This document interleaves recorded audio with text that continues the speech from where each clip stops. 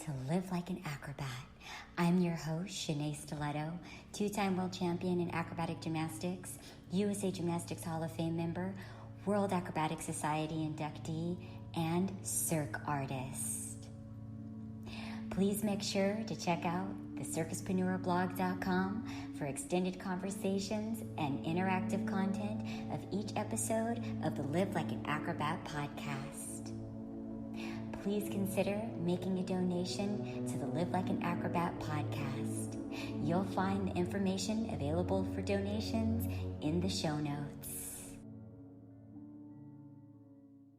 I'm currently in bankruptcy court seeking to hold USA Gymnastics accountable for the abuses that I suffered at the hands of my USA Gymnastics coach, David Rickbaum, for the first time. I'm also an advocate for RAIN, the Rape, Abuse, and Incest National Network. Please enjoy this episode of the Live Like an Acrobat podcast.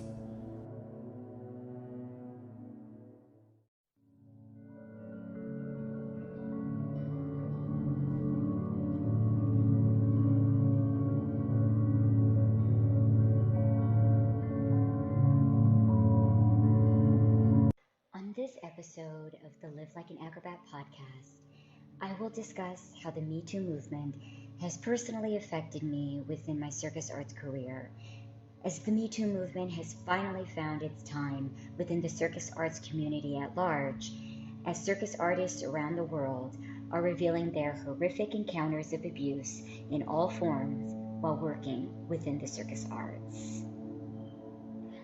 I have long wanted the Metoo movement to find its way into the circus entertainment world.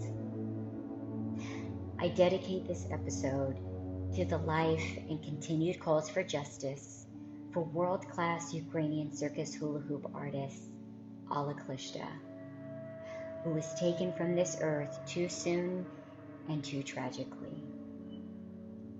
This episode is for her.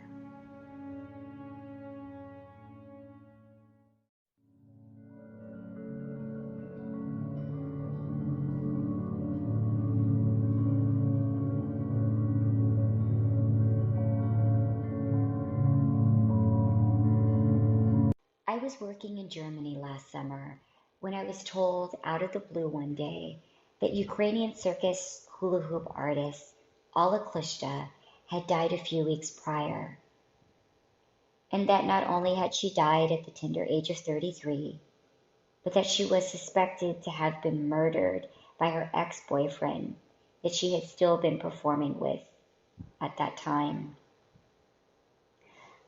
Upon hearing the news, I could not stop my shock, horror, and tears. And that's because I knew Alla Klyshta. We had worked and performed together for several months for Circus Roncalli's variety show in Essen, Germany, a few years prior. And what was the most striking thing to me, other than the indescribable circumstances of her murder, is that I met her when her relationship with her now accused murderer was just beginning. They were in what many couples call the honeymoon stage.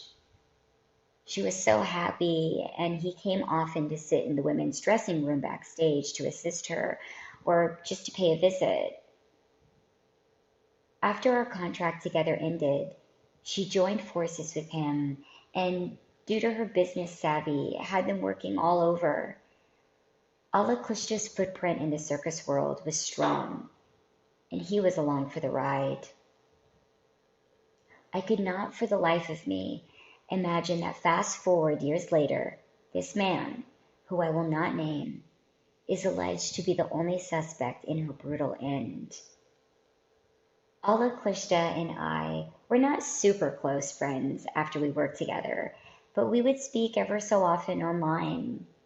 And it was overwhelming thinking that her vibrance was gone, and not only taken too soon, but by someone she had one time considered to be her love. Alla Klyshta lived at the famous amusement park, Europa Park, in Germany, where she and so many circus artists have worked over the years. It is a staple within the circus world, and I've nearly almost worked there myself. It's remote and notorious for its rigorous work schedule. This is where Alla Klyshta would lose her life. She was traveling alone to a gala in Frankfurt and was last seen leaving Europa Park with her hula hoop props, heading for the train station. She never arrived at the gala event, and at the time I was told of her death, it was still unclear when and where she disappeared. What authorities discovered was her lifeless body in the river adjacent to Europa Park. A passerby had discovered it first and alerted the authorities. The authorities believe that Alla had been murdered elsewhere and then hidden in the river. I imagined how scared Alla Klyshta was when fighting for her life against the monster she once stood for. I could not and still cannot imagine someone causing her such harm. To take away her life, her magical presence, the terror Alla must have felt before she succumbed. There are still gaps in the media coverage about current details of Alla Klyshta's case, and maybe they are being withheld purposefully. I will not go into other details that I know about Alla Klyshta's murder, as they are too graphic. I was told that the park where her lifeless body was discovered wanted her story taken out of the media as not to detract from visitor turnout.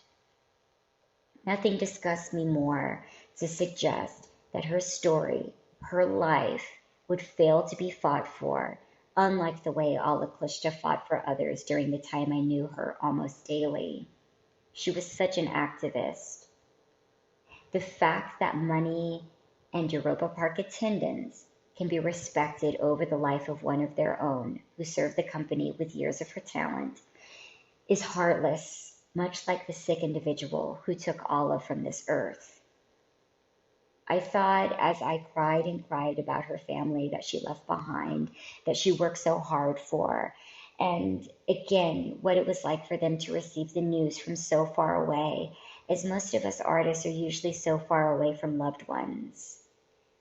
Her brother, her guardian, was to help lay her to rest, and I thought about what if it were my own brother who would have had to make that journey on my behalf. He's my closest sibling who travels to see me in my shows and contracts in distant lands. I could not imagine Alla Klyshta's brother's immeasurable pain, or that of her mother's, who was dealing with a severe illness at the time of Alla's tragic death. I want justice for sweet Alla Klyshta, and I want the circus community to continue to recognize her life and amazing contribution to the circus arts world at large. She was a vibrant and enormous sustaining presence to all who had the honor of knowing her.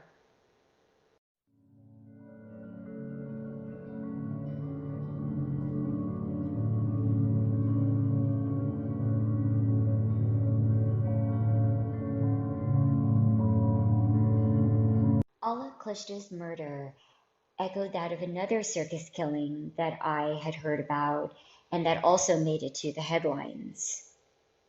Former Cirque du Soleil performer from the Beatles show Love, Jason Omar Griffith, brutally murdered his on and off girlfriend, Deborah Flores Narvaez, who was herself a Las Vegas dancer and who performed in the Luxor Hotel's revue show Fantasy. The trial was a tale of sex, lies, betrayal, and violence between two passionate and ambitious Las Vegas strip dancers. Narvaez had come to tell Griffith that she was pregnant for the second time with his child and that she did not wish to continue the pregnancy. Their relationship had turned south when she discovered that their relationship was not, in fact, monogamous, but that Griffith was having sexual encounters with several other Cirque performers. Griffith was convicted of second-degree murder and is now serving life in prison for his gruesome crimes he committed against Deborah Flores Narvaez.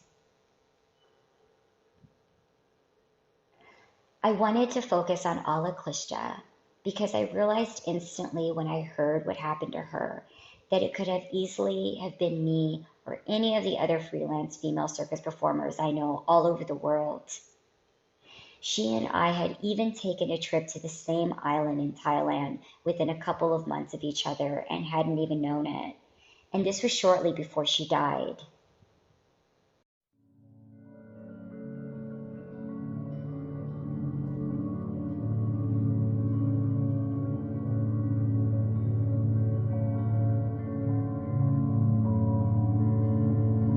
We make it look easy and adventurous, but working and traveling in these spaces on our own, or with a male companion that we believe we trust, makes us incredibly vulnerable to nefarious circumstances. I felt it in my bones that I could have been Alla Klyshta, on my way to a show alone, as I've done countless times, and living with a threat looming over me of someone who might wish me harm, either from an unwanted audience member encounter, which Alla always spoke out about because our environment is rife with sexual harassment on the stage and post-show, or from someone that I'm in contract with who feels they are wielding such enormous power over me that they are untouchable because they've created a popular circus act. I could have been, we all could be Alla Klyshta, never arriving at our show, and having strangers sound the alarm of our disappearance because our life is so career-centric, where everything revolves around our job. It's all intertwined, and our endless contacts with strangers far surpasses family and friends due to the nature of the job. We are careful, but hip to it. Alla was a powerful personality and force to be reckoned with by anyone coming at her in any way that she did not deem respectful.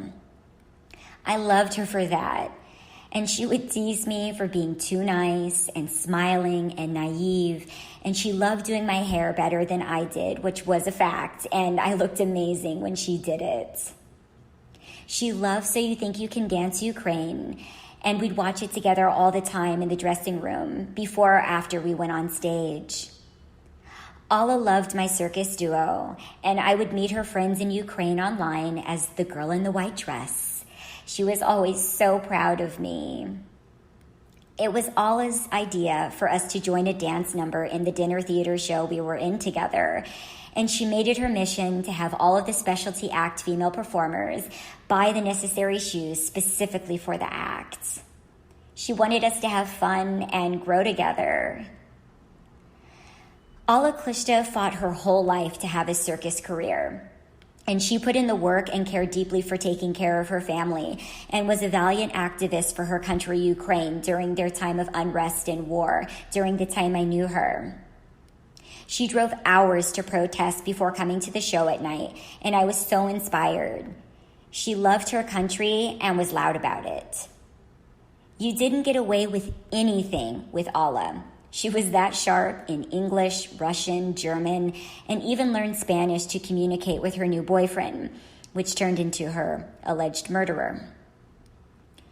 Alla Klyshta, who I nicknamed Hare Krishna, was not a woman you think would eventually be overcome by a violent and evil man. She stood up for herself in her work and personal life and always told the truth, no matter how uncomfortable it was to hear. Alla was a warrior in the circus world, and anyone would be privileged to learn from her and grow from her, even if you maybe didn't always agree with her delivery, as she was super fiery. But she could take it on. She really could. And even as she continued to work with her abuser until her tragic death, that showed just how much she took on about the job.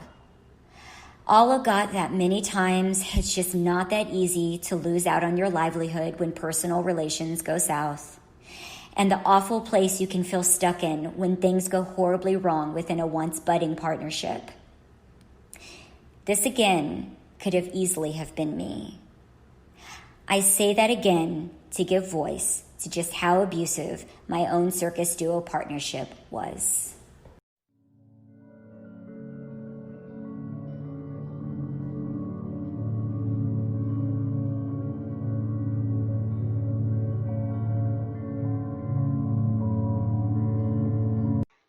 was in a very successful French circus performance duo known in the English translation as Duo Now. And though it was so inspiring and went viral within the circus world and around the world, it was shrouded behind the scenes and even in front of others with tremendous darkness and abuse. I tried in vain during the height of the Metoo movement to bring light to the prevalence of emotional, physical, and sexual violence that I know runs rampant within the circus world, but goes unacknowledged and even supported within the circus community. My circus duo partner was said not to be an abuser when I asked for help, but he was excused as being a very passionate artist. Unfortunately, due to the fact that he has never been held accountable for his violence against me in a court of law, Fox News was hesitant to name him in the article that they published a bit over a year ago about my own assaults and abuses that I suffered at his hands, and that I filed complaints to Cirque du Soleil's Human Resources to about him. Fox News reported a muted version of journalist Anna North's article about what happened and by whom, and did not want to even name the Cirque giant, even after I did everything legally requested of me by Fox News in order for them to run the full story. They sat on the story and wouldn't release it for a year. I will reveal that I took all legal action that I could take behind the scenes against my former circus duo partner, and that I filed all reports that I had the right to file in order to seek justice as much as I could. Due to the statutes of limitations and outdated systems, some of my filings are still awaiting full completion by the justice system. One continues to languish in the criminal justice system in Montreal, as I was told at the beginning of filing that report that it would be deemed a non-priority due to the amount of time that had passed, no matter how horrific the crime was. I have receiving what I deem full justice, but I healed in many ways by taking the legal action that I could, and I do encourage others to do the same. As a survivor of repeated rape and molestation as a young child by my former acrobatic gymnastics coach, David Rickbaum, before gaining the full justice against him in the form of therapy, I was unaware how vulnerable I was to sexual abuse as an adult. The statistics are astounding when reporting the likelihood of suffering abuse as an adult woman, and even higher for Black women. And they are also shockingly high when it relates to the likelihood of a Black woman being at the greatest risk of being killed by her lover or closest intimate male partner, either when she is pregnant or when she has decided to leave him or just left him. I've learned so much about the effects of childhood trauma from the brilliant work of California's current Surgeon General, Dr. Nadine Burke-Harris. Her TED Talk on how childhood trauma affects health across a lifetime is brilliant and must be watched.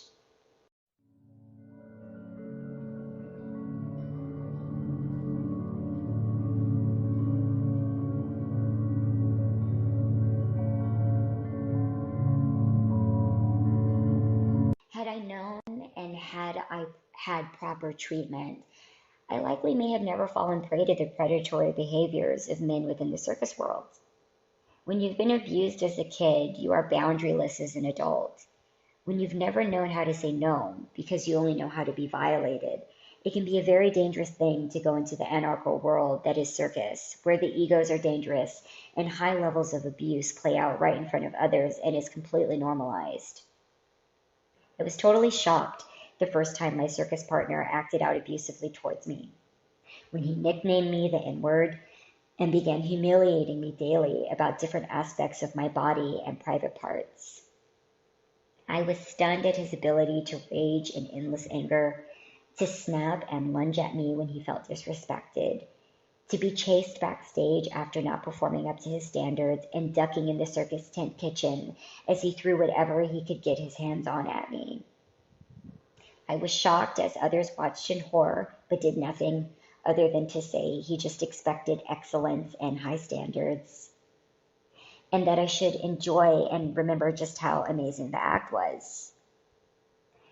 It felt so familiar to my competition environment where sexual abuse is minimized so no one loses their chance at greatness.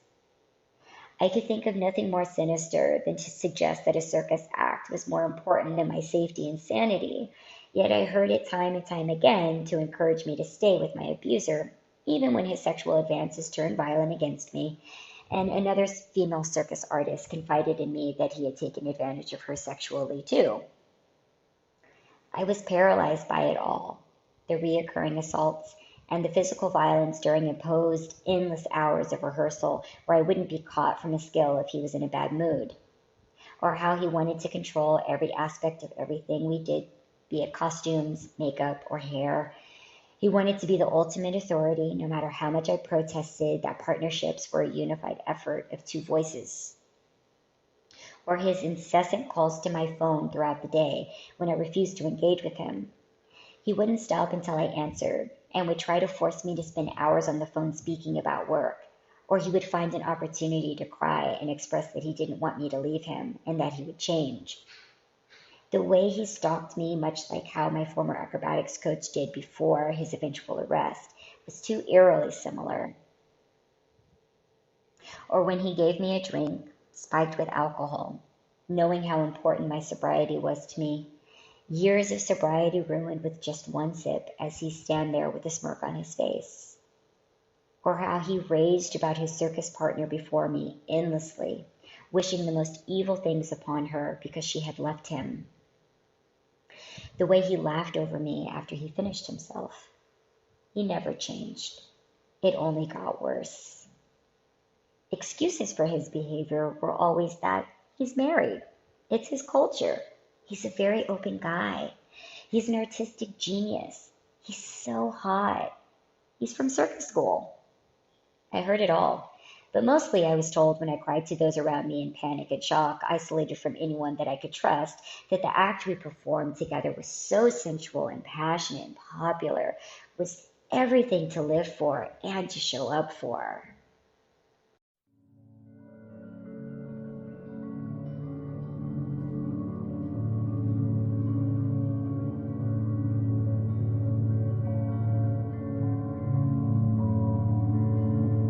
I've seen many instances of Me Too within the circus world, and I shudder at the stories I've been told way too many times with absolutely nothing being done. Like how a circus artist had been filmed sexually and had the tape passed around by her former circus lover. Or the term party girl or model, used within the circus events world as code for escorting or prostituting. I've myself been pressured into hanging out with clients after shows for inappropriate fun and had it deemed for work purposes. Or hearing that so-called free-spirited Western circus performers are putting special sexual services on the table for clients. I once replaced a performer in the Middle East who carried out a pregnancy illegally on stage.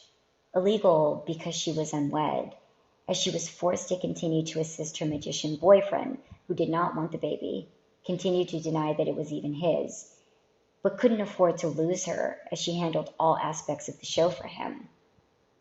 He would continue to gallivant around like a rock star throughout the remainder of the contract. I've been fondled during shows by male artists, by producers and directors, told which people in positions of power have sexual harassment complaints against them, and yet they still continue to keep their positions. I've been followed after shows and even been lured into weird encounters by circus couples I assumed I was safe with to show up alone, only to have the tables turn once I arrived. I've been harassed so severely by a top show producer in the dinner theater world in Germany to the point where I seriously injured myself as he retaliated against my refusal to copy verbatim the act of another performer, and so then made me rehearse his new vision of the new number endlessly or lose the job. He then sabotaged my act and took it out of the show promptly, made me rehearse again without my stiletto prop while injured due to his company's negligence, and then tried to not pay me for several performances throughout the contract. This is the same show where production spread the rumor that if you give Shenea a glass of wine, you can do whatever you want to her.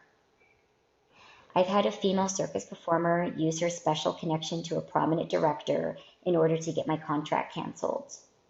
A contract solid for months with a top Belgian-based company, which after she discovered I received such an amazing offer and confirmation, decided it was too much for her to handle.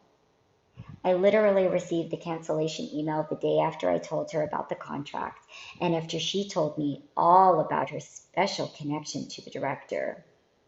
We all know what special connection means.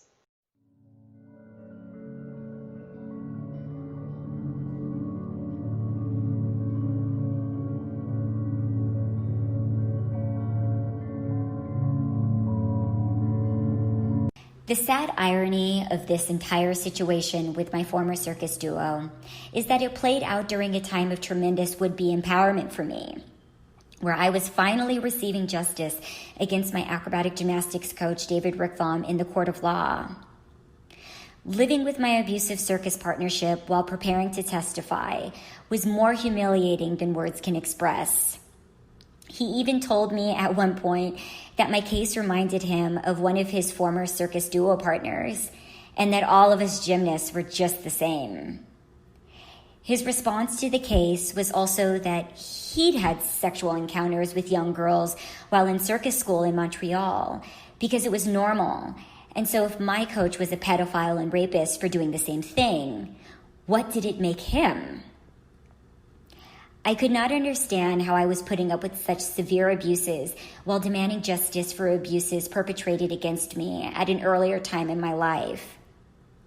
The self-defeat and self-deflation was so intense, I wonder how I performed, traveled, kept up with the intense pressures of the criminal justice system, and endured the abuse all at the same time. I was so broken, yet so coming back together at the same time in other ways. I couldn't rationalize staying in this abusive partnership while standing for justice. And if it were not for the few therapists I ran to while traveling and performing around the world when I was finally scared enough for myself, that I don't know how I would have left and not just continued to repeat the vicious cycle. The most important therapist I finally got to towards the end told me no more theories. When someone is really done, there's not another word, just an exit.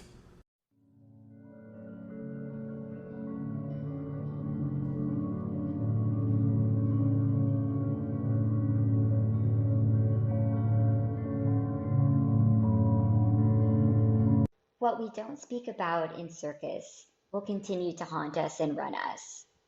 This environment, without any regulations between partnerships, is rife with partner abuse that gets cast off as professional work disagreements that are left to those within the group to solve. When I decided to escape from the abusive duo, I was begged by those empowered to continue to work with my circus partner and that they would set up our contract so that I didn't have to interact with him outside of the stage. Obviously, I refused, but I wanted to show just how normalized this behavior is, and the lengths shows went to in order to keep the popular act in their show. My former abuser continued to be super popular after I escaped, and is known as the most romantic duo out there. He's continuously called a genius and is never slowed, with others always defending his awful character or ignoring his limitations. He continues, like any famous abuser in their field, to fail up and gain considerable acclaim. When I escaped from him, he told me that he would sue me, that I was nothing without him and was nothing before him. I will remind listeners that he reached out to me several times to work together because he was a huge fan of my work for years. He treated me like I was nothing in our year together, and I tried to escape many times, but feared being blacklisted if I broke our many contracts together that we had signed in advance. I am now still suffering from the PTSD I incurred from our working together. The negative effects have been so far-reaching and long-lasting, it has left me unable to cope with life many times, as I'm haunted by the flashbacks of his abuses against me. It took me many treatments of EMDR therapy to even come to terms with the abuse and frame it properly and lessen the acute triggers. Cirque du Soleil deflected my complaints against him. They decided that they were not responsible, even though the EEOC in Los Angeles stated that they were directly responsible to handle the complaint that had happened while working with their company. Nothing was done with the complaint about my circus partner because systems in place don't care about sexual violence victims. We still have so far to go, and even now I realize this, knowing that I will be questioned, shamed, not believed, or all of the other terrible things that we say about victims. It happened when I came forward about my former coach abuser, so I expect it to happen now. The treatment I suffered at the hands of police when reporting these crimes committed against me by my circus partner as an adult was so re-traumatizing that I don't blame any victim for never coming forward about their abuse to seek justice. We call the abuser great artists and awesome family men and loyal husbands, all the while they are raging and hurting others. I've seen it too many times in circus, and there needs to be accountability for such behaviors. Our open environment gives way to deeply destructive predatory behavior, where I see the female artists losing the majority of the time, or some, unfortunately, very delusional about the power they hold in these situations. And the men continue to excel with their discrepancies being muted or downplayed for the sake of the art form. It's the same dialogue I received from the lazy district attorney who handled my abuse case against my coach, David Rickbaum, in Riverside, California. She told me that she didn't want to go to trial because David Rickbaum, a serial decades-long pedophile, was a white man, very attractive, charismatic, a doctor, had a great standing within the community, and that it was going to be very difficult for a jury of his peers to not be sympathetic to him. So that's why she was offering him a sickening plea deal.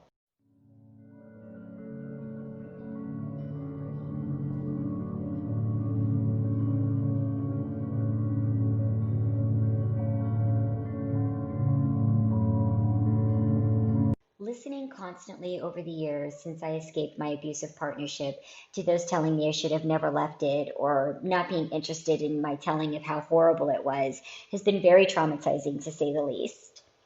When people recognize me as that girl in the white dress, it's no trip down memory lane, even though I share clips of that time for work purposes because it's still my work, and I also want as many people as possible to see us working together. It's like my evidence for my story. And to show the outside world that just because something looks amazing and inspiring doesn't mean that that's what's going on at all. The truth of being inside of a situation can be so drastically different than what's being portrayed. It could blow your mind. And I want people to question appearances more and stop taking narratives at face value, but to investigate the things they see, especially when they seem too good to be true, as was in my case. I, after living through such horror, never take anything being propped up as the be-all, end-all, or the reality of the situation in anything that I see. I just can't. I've been through too much and seen people change and shift to what suits their needs so swiftly and lie so profusely about the reality of their actions. This dramatic circus partnership that I've described in this episode is why I stopped performing with partners altogether and began performing strictly solo. Even though I love performing as a circus duo so much. I've only entertained the idea of coming together with a circus partner just once since my last partnership. It's still a radical idea for me to think of the possibility of healthily coming together in acrobatic union with another circus artist. Metoo needs to have its moment in circus. I pray it's now. We need to stop with the phrases, "Oh, that's just circus," or "everyone does that in circus," or "well, that's the name of the game." No one should have to take to the stage after being left bloodied and bruised.